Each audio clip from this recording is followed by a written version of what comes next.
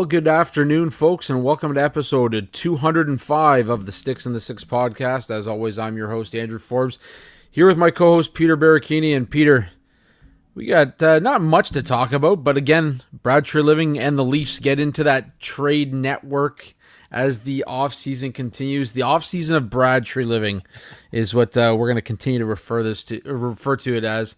But before we get into all that, how are you doing this week, buddy? Doing great, man. Yeah, it's like you said, it's like the season of Brad, and just like in baseball with the season of George, I guess everyone's getting those Seinfeld references in as soon as possible. But yeah, I mean, considering he had a lot to do with Marner leaving, he's been filling out the roster in many different areas, and it may be low-key acquisitions. It may not seem like a lot, but I don't know. I kind of feel like Brad's doing a really decent job with the cards that are handed to him, kind of like the same way that it kind of worked for him with Calgary in the whole Matthew Tkachuk phase and that deal. Mm-hmm. Obviously, a little bit of a different situation, but he got a decent return and was managing everything based on everything that happened. Same thing's happening right now with another superstar gone. So honestly, you can't be mad with what Treliving's doing in terms of allocating all that money, getting in different pieces that shape up to be what they want this DNA of the roster to be. Yeah, what everybody kind of, at least I grew up near a 2-for-1 pizza. When I was a kid, I think Brad Treliving's got a 4-for-1 deal going on right now. He's got 4 players for the same price that he had Mitch Marner for last year, and certainly he's played his cards. I mean, well, with considering what he's what's been given to him, what's been presented to him. Anyways, before we get into all the fun talk about Dakota Joshua, I do just want to give a quick shout out. Couple retirements over the last couple weeks that we haven't really talked about. Yaroslav Halak, I believe he's the winningest Slovakian goalie in NHL history. Correct me if I'm wrong. I believe that's the case. You could do a quick check. While you do that, I'll just quickly shout out as well Blake Wheeler. His career comes to an end after being drafted by the Phoenix Coyotes back in 2004, 5th overall. And then, of course, most recently, Nathan Beaulieu. 2011 NHL draft pick, first-round pick by the Montreal Canadiens.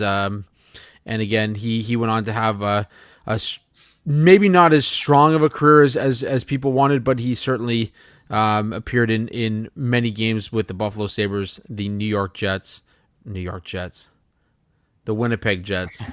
Football season's around the corner. You can tell it's in my head. The Jets are going to be at the very bottom of the barrel this year. Yeah, the Winnipeg Jets and of course the Anaheim Ducks as well. So three big retirements over the last couple of weeks here.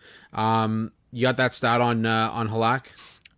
So yeah, according to the Double IHF page, obviously represent his country at all 5 levels of play and won 295 games over a 17 career year. So yeah, they highlight him as the greatest goalie since they achieved independence. So definitely looking like the greatest Slovakian goalie ever to put the pads on. And one hell of a playoff goaltender when you talk to Montreal Canadiens fans. Of course, he went on that run back early on in his career, which really made a name for himself at the NHL level as well. On top of that, some not so fun news. Tomorrow, the verdict is expected. The verdicts, I should say. The verdicts are expected from the Ontario Supreme Court Justice Maria Caroccia. I'm gonna hopefully not butcher that name. Justice Maria Caroccia will announce her verdicts in the London hockey trial of 5 former 2018 World Junior players. So, we've waited for this for a long time. Obviously, others have waited longer than we have, knowing that it happened in 2018. But the last couple of years, anyways, this has been a focal point of the hockey world and Hockey Canada, and really has been part of what dictated the overhaul in Hockey Canada and the way that they manage their board now. So it's going to be an interesting day tomorrow, especially here in London. Obviously, we will update whatever we can.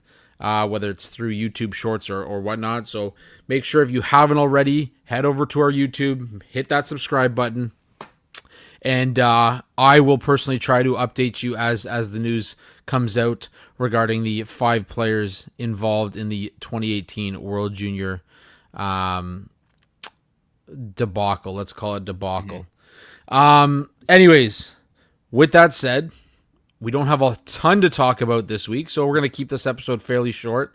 It's obviously a beautiful day, so we're going to make sure that nobody's sitting in here too long, tuning in for too long live this week. But we do have some stuff to talk about, and we got to break it down. Dakota Joshua, acquired by the Toronto Maple Leafs and Brad Treliving.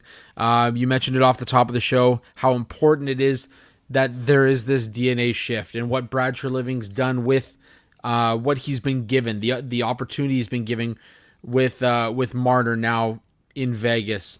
And I know there was interest in Dakota Joshua last offseason when I believe he became a free agent last offseason. Was last offseason he was a free agent? Believe so, yeah. And there was a lot of interest, a lot of speculation that the Leafs and Brad Treliving were going after him. Well, they got their guy. They went out and they acquired him. It's, as of now, it looks like that DNA shift is really taking full stride, full momentum under the Brad Treliving reign. Your thoughts on Dakota Joshua coming back to the Toronto Maple Leafs? Yeah, if a lot of people weren't aware, the Maple Leafs initially did have Dakota Joshua. They selected him 128th overall in the 2014 NHL draft. That year, William Nylander was taken 8th overall, Rinat Valiev 68th, JJ Pikanich 103rd, Nolan VC 158th, and Pierre Engvall 188th overall.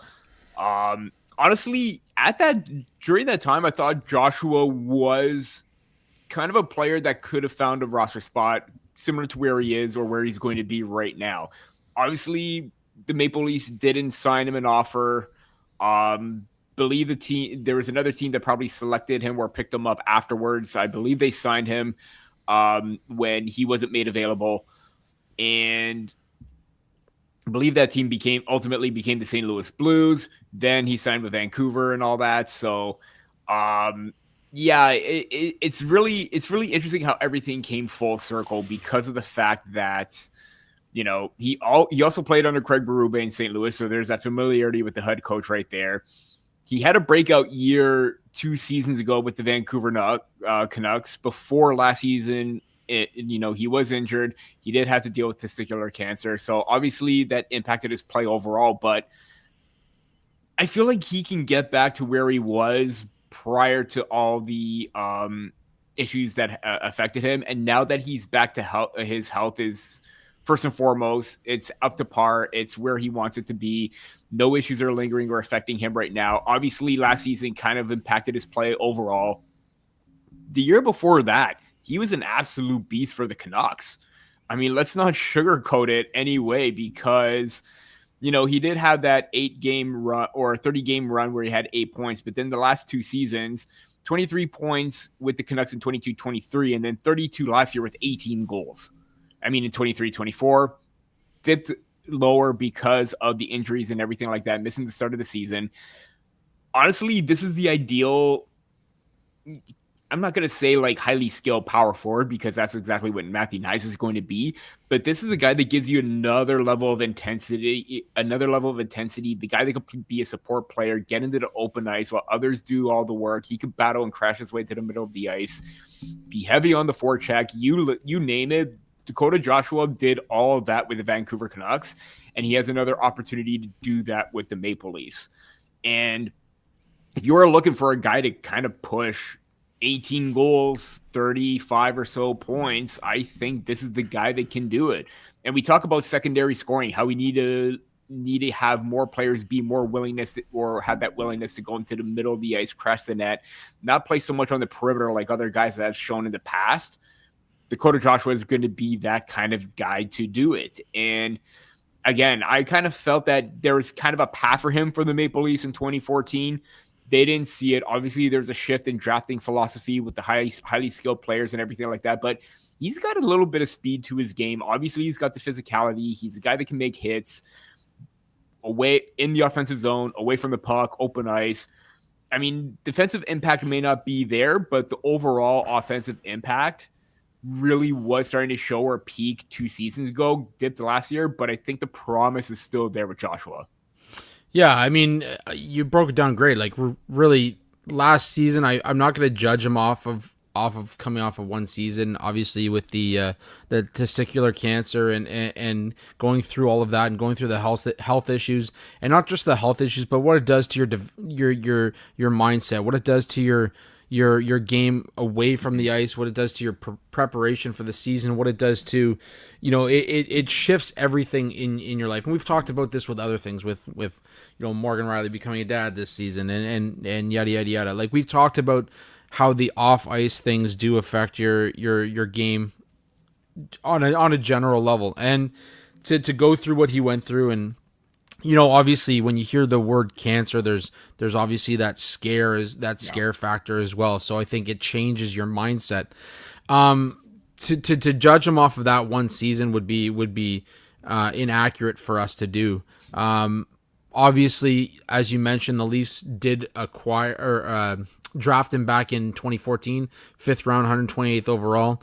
So a later round pick who, I mean, when they do make the NHL, those type of players tend to take a little bit more time to really come out of their shell and develop into the players that they're going to be. So you saw him in 2021 with the St. Louis Blues. He played 12 games. He played 30 games in 21-22.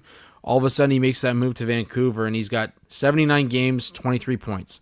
63 games, 32 points, including 18 goals. This guy's almost a 20-goal scorer in the right situation. Now, obviously, he took a step back, as you mentioned, 57 games last season, only 7 goals and 14 points. But when you look at the trade, consider this. The Leafs traded a 15-year-old to acquire Dakota Joshua.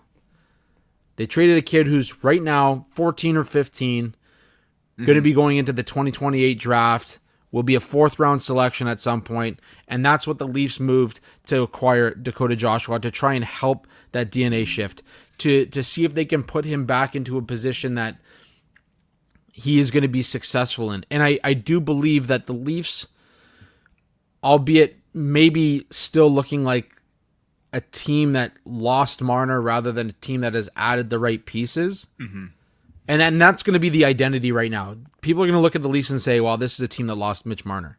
Well, true. Look at the pieces that they've added, right? And I think when you add a guy like Dakota Joshua into that middle 6, let's say probably a 3rd-line role likely, the physicality that he's bringing, the obvious offensive production that he can provide given the right situations, and then having guys like the Max Domis down in that later part of the lineup, possibly the John Tavarises in that later part of the lineup. Like, there are pieces in this lineup that will help him succeed in that depth role. And I think that's the part that people need to look at going into this trade. And when they analyze this trade, is that, first of all, the Leafs gave up a 15-year-old for this player, for this opportunity. And it's when you look at the realism of this trade, it's a low-risk deal to give up a 15-year-old for a guy who's put up nearly 20 goals at the NHL level. And let's face it, 4th-rounders, too, are in that, 30 to 40% success rate of actually making the NHL. So they traded a guy who hasn't even played a game of junior hockey yet, wherever that may be, whether it's, U20 in Sweden, CHL, USHL, wherever. Kid hasn't even played a junior game just yet. So, yeah, like you mentioned, the 14, 50-year-old aspect, how they're giving up a future consideration to this, really makes a lot of sense for the Maple Leafs right now. Yeah, I mean, like, when you consider it, we're gonna make a Dakota Joshua trade tree eventually at the end of this, in 5 to 6 years, and look at a potential 4th-round pick that probably still hasn't made the NHL, or it's taking longer to develop. Right. So you've traded a future 4th-round pick for a guy that you drafted in the 5th round, who now is at a point in his career where he's developed into an NHL player. I don't think you can't sit here and say that that's a bad deal in any way. It's not, and it's something that you have to consider and dealing some of those mid to late round picks right now. And also, I just want to clarify that the Maple Leafs did trade him in 2019 to the Blues, and then that's when the shift over to Vancouver happened. So there was a trade. Maple Leafs traded him. They didn't necessarily sign him. I wanted to correct myself in that regard. But also, when you're talking about like where he's going to be in the lineup right now, you mentioned all the other guys that, you know, the Max Domis and Tavarses and everyone that can help him out. I mean, I'm overlooking at Daily Faceoff right now as a projection. Dakota Joshua is lined up to play with Nicholas Waugh and Bobby McMahon. That's one hell of a line. That is definitely one hell of a line. Now, we're not going to sit here and be like, oh my God, this is going to be the most dominant line ever. But this is a line, and what Craig Berube has constantly wanted is to form identities. He found that identity line with Lawrence Lawton and Yarncroke in the playoffs, albeit they didn't really produce much.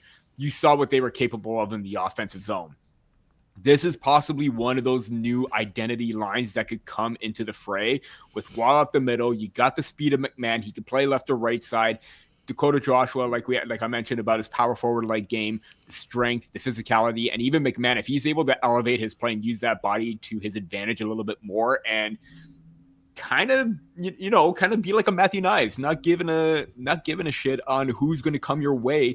You're going to mow them down and make a big time hit. Kind of thing. We saw what Knies did in the playoffs where Shane Pinto's coming after him and he just like, you know, stiff arms him down to the ice. You know, Dakota Joshua, we know how heavy he could be. Nicholas Waugh can play with that element as well. If Bobby McMahon could be a little bit more physical, this line is going to be one that could do a lot of damage. And you're looking at basically, you know, a good 30, 40 points among them if they're able to find the score sheet consistently and if they had that balance throughout the lineup. So I'll throw another center at you that you know, outside of Nicholas Waugh, what if he plays with Scott Lawton? Yep, you read my mind.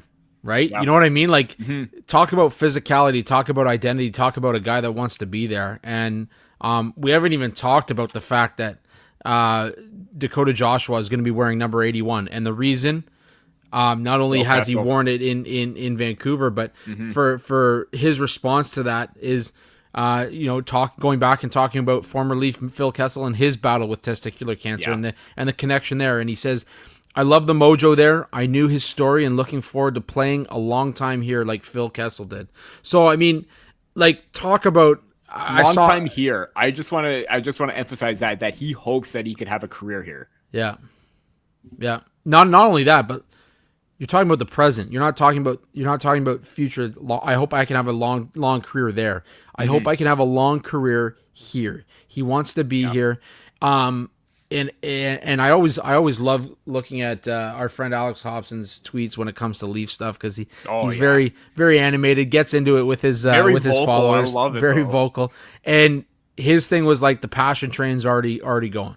Right? The passion train's already going. Like, to hear a guy come out and not only talk about, you know, the health battles that he's gone through and how it relates to another former Leaf who went through the same thing, obviously not at the time that he was with the Leafs, but you know, that kind of stuff resonates with the fan base. And the last couple episodes, we've talked about a guy who does not want to be here, a guy who is vocally and very arrogantly found his way out of town. Now we're talking about a guy that wants to be here. You're talking about the acquisitions that they've made this offseason, guys that want to be here. Matthias Michelli has said, you know, I told the organization I wanted to go to Toronto. That's a place that I could see myself playing. You talk about Dakota Joshua. Last season you talk about Scott Lawton, even a guy like, you know, to some extent Brandon Carlo, like guys. It's going back to this whole Craig Conroy mentality. Who wants to play here? Yeah. If you want to play here, we will find a way to make it happen. We will make the deal happen. John Tavares wanted to stay here, wanted to play here. He took one hell of a pay cut, but he wanted to be a Toronto Maple Leaf. And that is the part that when you see these deals, obviously you can tell there's some players that go out there and they're going to say, yeah, great. Like, yeah, obviously I want to be here. The integrity in the way that they say it is what you look for, and for him to create that connection with Phil Kessel, for him to vocalize that and say, you know, like this is something I've thought about. Like, that to me resonates more than a guy just coming into town saying, yeah, I'm excited to play for the Toronto Maple Leafs. It's a great organization. For sure. And let's not forget about the fact that, Nylander signed long-term extension, 8 years. Matthew Knies wanted to be here. He signed for market value. And you mentioned other guys. I mean, you listed some of those names too, but Nicholas Waugh, he didn't mention the fact that he grew up a Maple Leafs fan, right? There's that connection out of right Ottawa, there. right? Out of Ottawa. Grew up a Maple Leafs fan. Exactly. Michael Pizzetta. This is the guy that he had no hesitation to signing here because he wants to play in this high pressure market. Henry Thrun, obviously, bit of a different situation with Thrun, but coming in and a guy that still wants to develop and achieve his goal to be further up in the lineup than where he is right now. This is a team that could give all these players what they want, and you have a balance where, players want to better themselves, kind of like Michelli. Players want to be here and play for the hometown team. And, again, you're probably not going to get a lot of offensive production from Pizzetta, but you're going to get those guys that are going to wear their heart on their sleeve night in, night out, and lay it out on the line nonstop. That's the main thing. And the way that you brought up the Kevin Conroy thing, you just basically took the words right out of my mouth with how all these guys that they have signed, they bring that element, but they want to be here. That is the most important and key. Josh Brownlee, thanks for tuning in, buddy. John Tavares is a true team player. Yeah. True Maple Leaf in my eyes for the pay cut. Yeah, I mean, we've talked about that in previous episodes as well. Like, for him, we knew he wanted to be here. It was a matter of what was going to get the deal done. And he got the term. He got some of the money allocated to deferred to later on. So I think that helped. Obviously, this is the last year that we can defer money. So the Leafs obviously took advantage of that. Because the NHL didn't want that. It's going to be in the next CBA because that's going to be circumventing everything, basically. Yeah. So why wouldn't you do it right now? But it worked out, and it goes back to that whole thing of the guy wanted to be here, and you find a way to get it done. And and I mean, 38 goals, the guy's still got some left in the tank. So I think why the hell not? You mentioned Nicholas Waugh. There was the one guy we didn't mention in all that conversation though was Austin Matthews, and I'm curious, because we're on this conversation, it's not part of our notes, but because we're having this conversation, we talked about how much we trust in what these players are saying to us. Leading up to when he signed his extension, all he kept saying is, "I want to be here. This is my second home. I want to be here. I'm not even thinking about going out." And then he went and signed the 5-year deal. And for those who don't understand why those questioning why he signed a 5-year versus an 8-year deal, it was smart on his part because he knew that eventually the cap was going to go up. Yeah. And he was going to be able to get another contract within his prime. Still maybe a team-friendly deal that would also play well for him. Mm-hmm. The 5-year deal does not say that this is a guy that doesn't want to be here. Exactly, right? Yeah. And that's one of the ones I found interesting was because there was so much question about is he going to go home? And then obviously, the Coyotes moved and people were questioning maybe he wants the big time, maybe he doesn't want to be in Toronto, maybe Toronto's too much, maybe he can't perform. This guy went out and stood by his word, and there was loyalty there, and I think that's why there's so much there is a lot of love for this guy in this organization, and I think that's why there was more understanding when he took on the captaincy from John Tavares as well.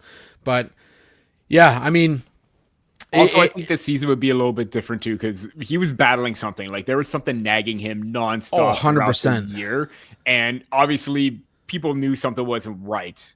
Especially with the shot now. So if everyone is basically, I hope nobody's saying the fact that he's basically mailing it in right now and all that. He already got his paycheck, 3 more years, he's going to be gone. I don't buy that for a second because this is a guy that knows how to put the puck in the goddamn net. Well, and if you've seen any of the videos from his off-season training, he's already looking a lot different. Just the puck movement, the way he's stick handling, everything. I was about to say the release is back to Austin Matthews release. Yeah, so whatever he was dealing with, I mean, it was obviously an injury that was plaguing him throughout the season. But Anyways, the last thing I kind of want to talk about, we talked about a little bit of the lineup. We're obviously going to get into that closer to the season as well.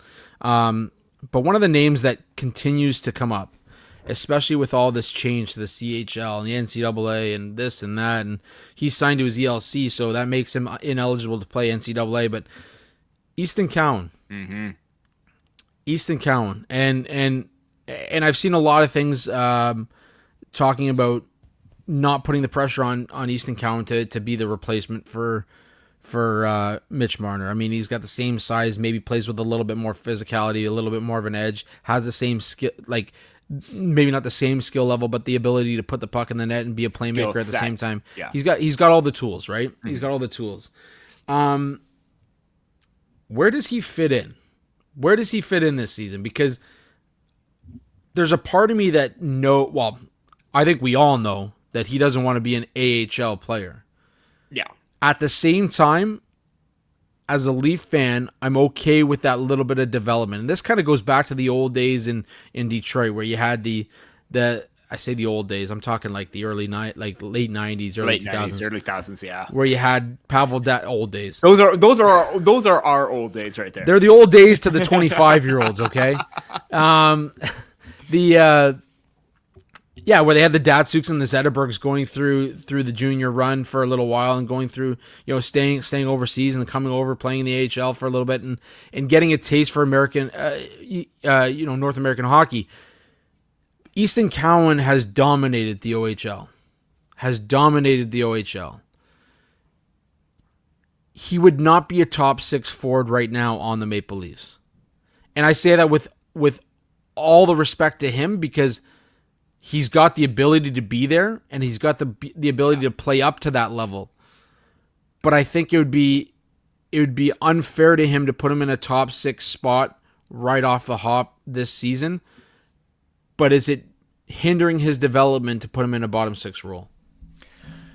It's funny because I've had that exact same conversation with some people as well, and the thing is, I get you want to put Cowan in your bottom 9, but your top 9 or bottom 6 or whatever, let's face it, he's never going to be the 4th line player. You do not want to give him that Nick Robertson treatment, because we all saw how well that turned out. I say that sarcastically because it did not turn out well.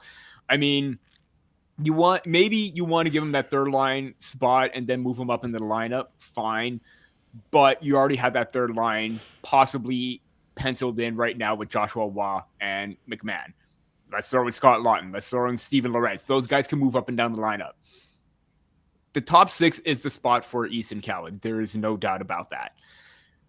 If you give him that run or that leeway in the first 9 games and you see how well he plays and he exceeds your expectations, then you could go beyond that 9-game tryout, burn a year, see what he does. Because if he earns a spot, he earns a spot.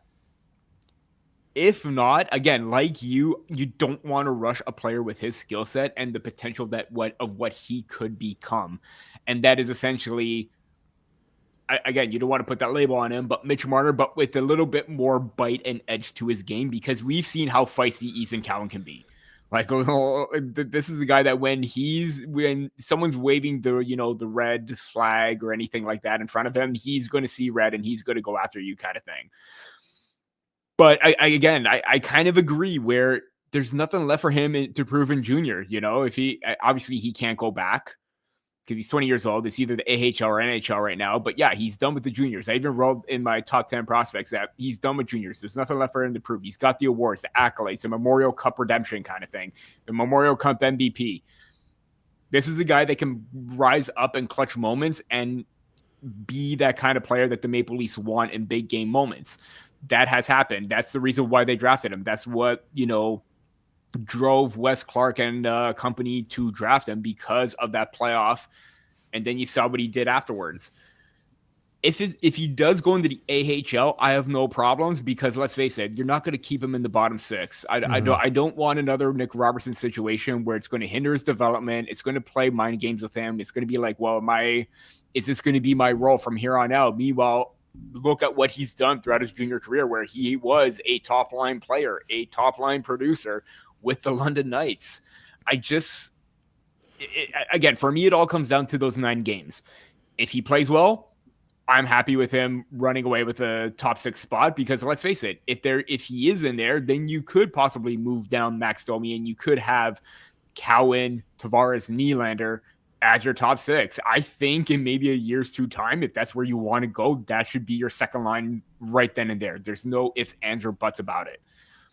But what's going to happen if he does make it and he gets those lulls like all rookies do, where, it's still a learning curve. There's still a learning process for him where he's not going to have those games where he's going to be at his best. He's going to dip further down in the lineup, and he's got to work his way back. And you don't want to do that with him again, unless you're a Adam Fantilli, a Connor Bedard, a Macklin Celebrini, a Matvei Michkov, where you're going to be top line players and you should not be benched or scratched, kind of like what we saw with Michkov in Philly.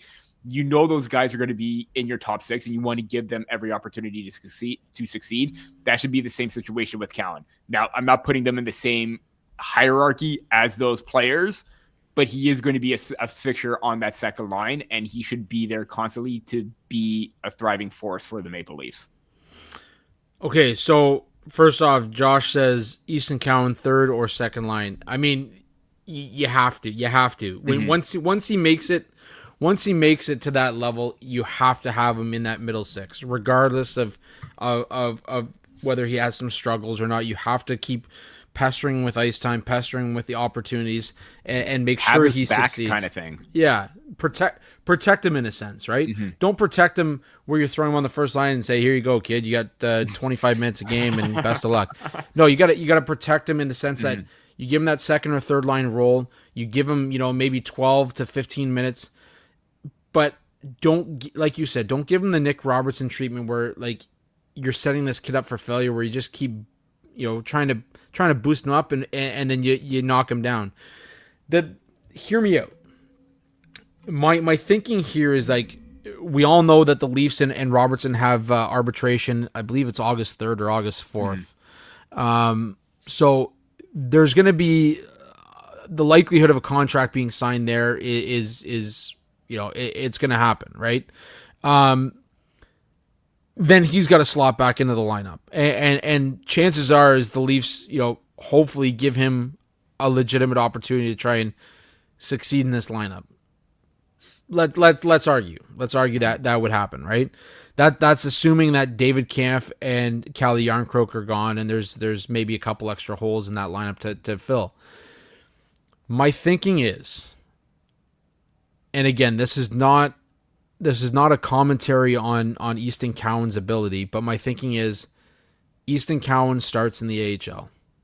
I would have no problem with that. And you let him know. You go to him and you let him know, and you say, "Hey, buddy, we know you don't need to be here. We know you could be an NHL player tomorrow.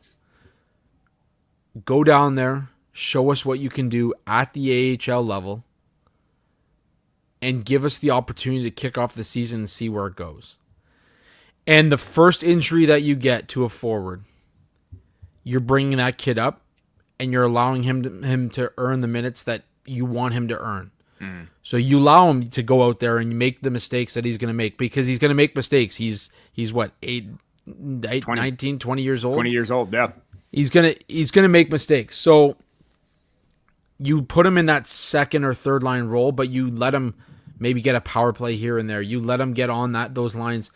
This is about building a player to the point that he's going to be more the more competitive the opponent that he plays against, the better this kid's going to succeed. Mm-hmm. Is he going to get, roadblocks during his career? Absolutely. But I think you've put him in a position now where you have guys like John Tavares to be that kind of leadership. You've got guys like Morgan Rielly to be that leadership. You've got guys like Matthew Nyes, who has now gone through it for a couple seasons. You've got Austin Matthews, who has legitimately gone through the ringer multiple times in Toronto because of, setbacks in his injuries and whatnot. Even take a few pointers from Nylander on how to deal with the media. Right? So you've got him in a spot where he can succeed. You just have to go about the development the right way. And right now, with the Leafs lineup the way it is, I don't feel like there's a spot for him there. but I think you need to have that conversation with them. Absolutely. Absolutely. And I agree. I think AHL is probably the best thing for him to see what he can do. And eventually he will get to that spot. And like I said, if there's going to be a spot for him, like I would hopefully what I'm thinking of too, progression wise for his development curve, is the Matthew Nyes and the development path. Right. Again, like you mentioned, see what he could do. Next, first injury, there's not going to be a second doubt or a shadow of a doubt that Easton Cowan is going to be the first call up, regardless. Mm-hmm. When he gets to that point, because even Matthew Nyes too, he was like going up and down second, third line as he was, or after he just finished college. And even in the playoffs, he found himself on the second line. He was basically setting up John Tavares for a game-winning goal in the playoffs against the Tampa Bay Lightning. In his second year, he scored a game-winning goal against Boston. Then in his third, he was on the top line. If in 2 to 3 years' time, you could get Cowan to be a consistent second-line producer, kind of the same progression or trajectory that Nyes had, I think that is best case scenario for both sides right there. Yeah, no, absolutely. Absolutely. I couldn't agree more. Josh, last comment here, says, I would love to see Cowan and Nylander on the ice at the same line. Would be unstoppable. It'd be fun to watch. Yeah. I say give it a couple years and you'll see exactly that. I think the development is just getting to where it needs to be with Cowan to be successful at the NHL level. And certainly I think you're gonna see some of that down the road.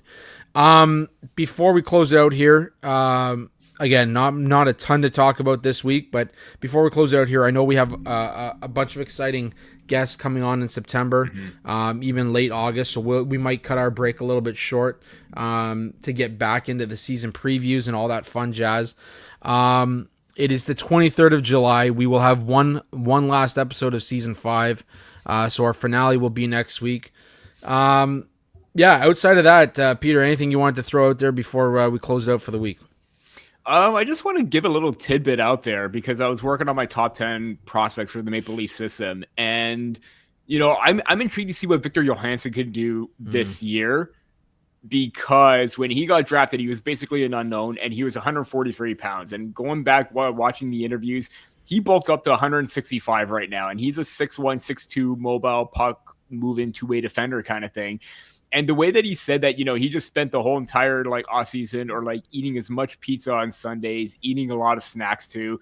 That to me is a guy that knows what he needs to work on. He took those chances offensively. You saw those numbers increase at the U20 level. I'm curious to see what this guy could do at the SHL now, because now that he's got a little bit more weight, obviously he still needs to add a little bit more muscle on top of that, but the promise is there. There was a little bit of head scratching, but there's a lot of potential right now, especially with the way that he's gone right now. So just wanted to give a little shout out to Victor Johansson. There you go. Anyways, as I mentioned off the top of the show, guys, if you haven't already, make sure you tune in to I guess over the next couple of days, we're going to try and have a little bit of information on what's going on with the outcome of the trial here in London for the 5 former NHLers. As well, make sure you tune in next week. Hit subscribe on our YouTube channel. Keep us flying here as we close out Season 5 of the Sticks and the Six podcast. Otherwise, check out the Hockey Podcast Network all summer long for some great hockey shows. Some new ones added this week. And make sure you check out SeatGeek and BioSteel promo codes in the show description below for some great summer deals with the Sticks and the Six podcast. Until next time, we leave you with Alex Hobson and his single, 25.